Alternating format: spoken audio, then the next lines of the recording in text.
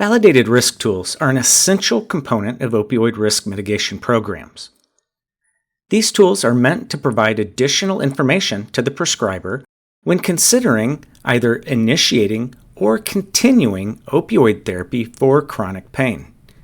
They should not be used to replace or supplant a thorough history and physical or appropriate diagnosis of potential opioid use disorder.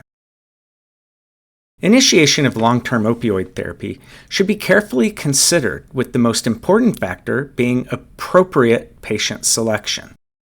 Those patients at an increased risk of developing an unhealthy relationship with an opioid analgesic should be extensively educated about the risks versus realistic benefits of the therapy initiated, and they should be monitored judiciously.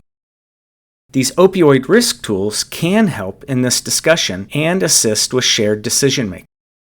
Additionally, the tools can better inform baseline risk and aid in developing monitoring plans, such as frequency of appointments or other risk mitigation strategies, such as urine drug screening, pill counts, etc. Perhaps the most well-known validated risk tool is the Opioid Risk Tool, or also called the ORT.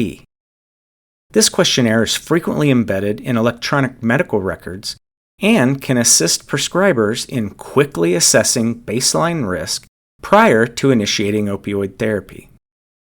The original ORT was a 10-item questionnaire that stratified risk with a score of 0 to 3 as low risk, a score of 4 to 7 as moderate risk, and a score of 8 or higher as having high risk for opioid-aberrant drug-taking behaviors.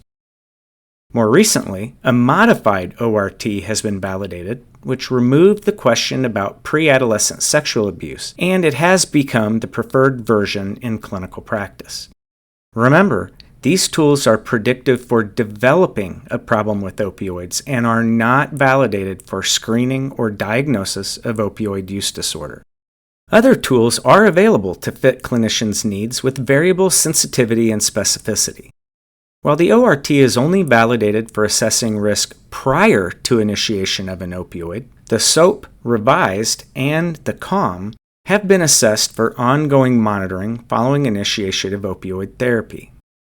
These tools are a little longer, but may be more sensitive for predicting problematic drug-taking behaviors.